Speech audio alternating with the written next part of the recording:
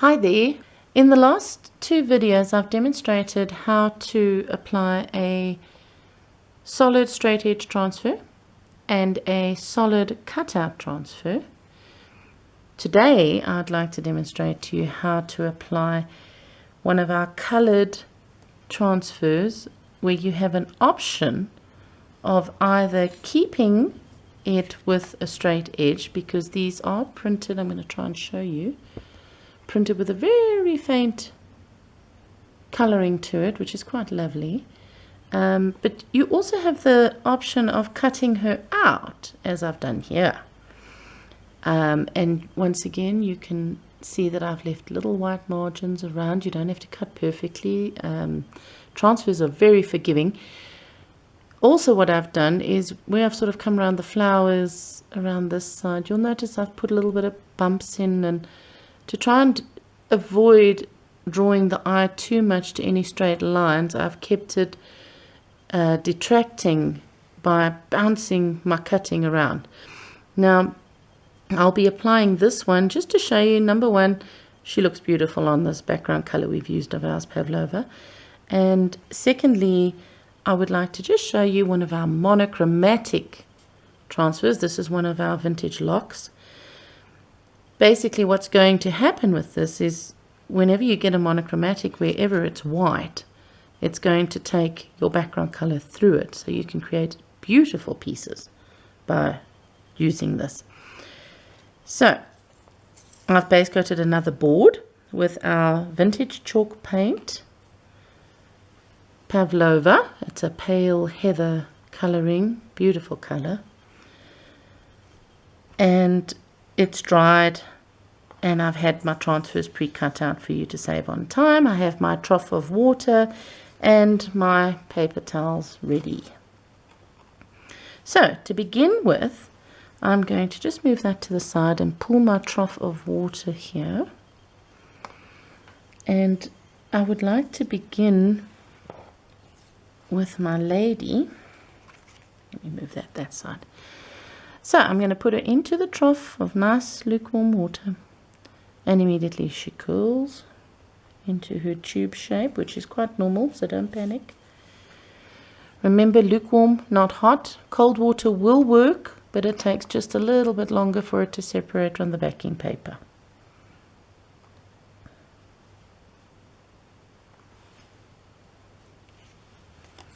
Let's just check how far this has got. And every now and then I'm just going to lift it out and see if it starts to give. This one hasn't given. So let's push it back in. Now she will be semi-transparent with the ink on her. So she is still going to pick up some of that background color through her, which I think is going to look lovely. I haven't done this one before on this color, so I can't wait to see it. As explained in my previous video, you can apply it straight onto the chalk paint dry, but if you find that you need a little bit more time, I would suggest that you splash a bit of water onto your surface. It'll give you time to maneuver and get it in place before you squeeze all the water out and dry it. Right, let's check her. There we go, beautifully removing, as you can see there. Okay, I'll move this back out of the way, and I'm going to pull the board back here.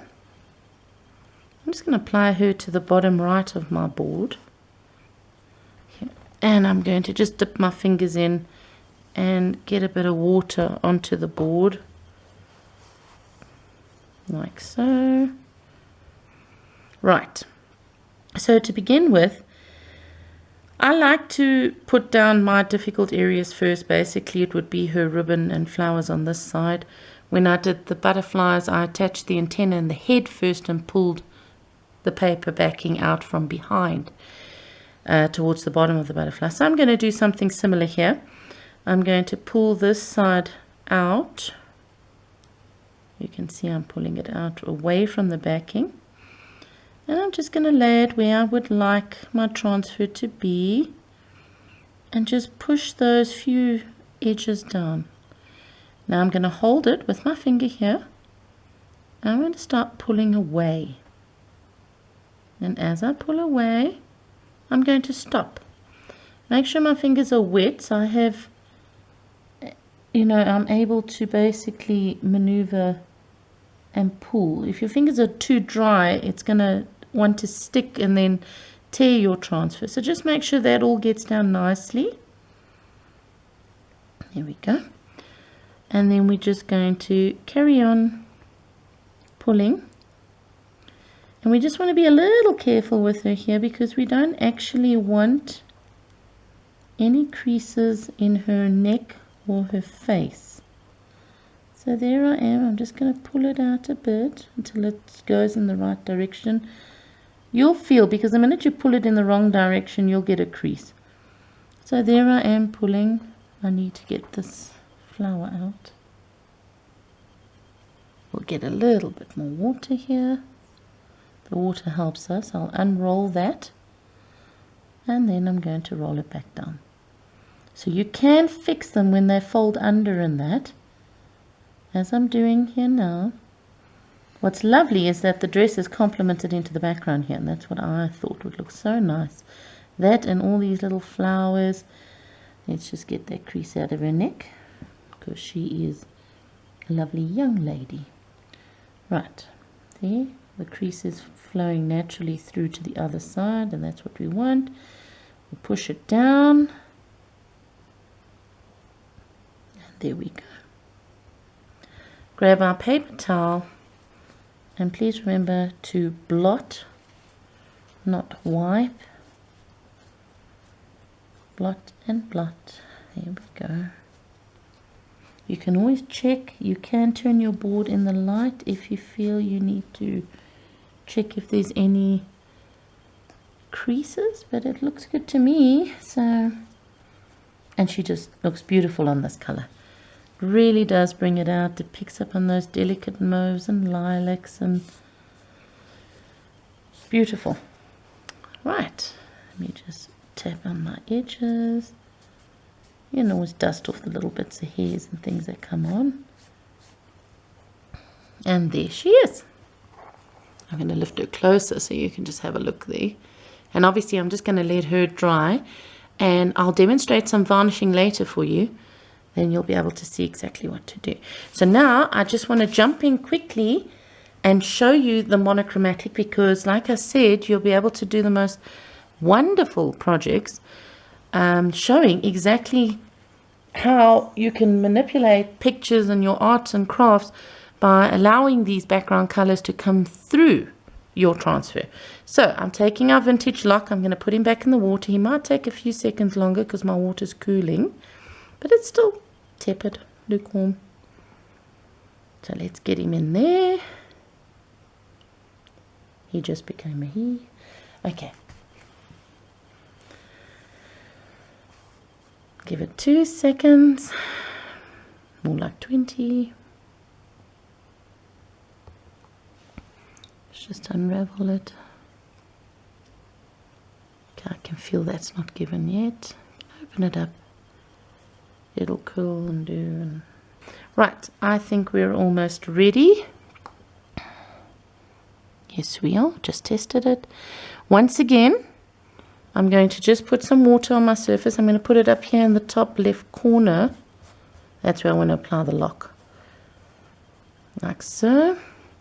And I'm just going to turn it, being left-handed, might help. Just going to turn it. This one you could start either end. I don't really fuss which way. I just like to pull with my right hand. You might feel better the other way. Separating it as I am there. You can see. Right. Now we want to just get it down. So first things first, get that edge down all the way there. It'll make your life a lot easier. Right, now we need to hold it with our finger and start pulling our backing.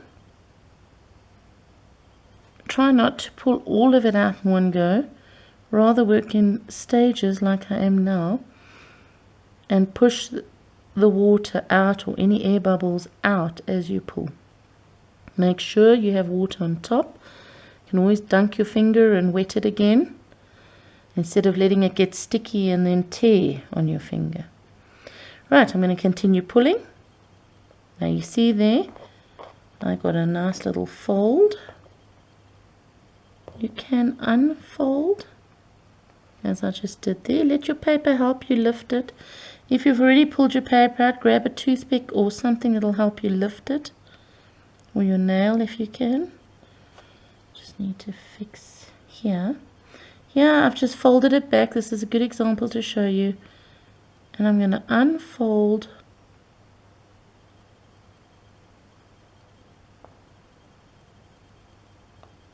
there we go. I'm going to unfold that.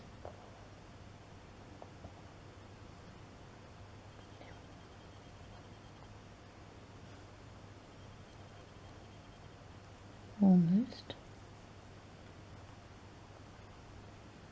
Maybe a bit of water to help him. There we go. And then, that was a lovely example to show you how stubborn they can be sometimes. And then just pull him back. And there, he's not folded over anymore.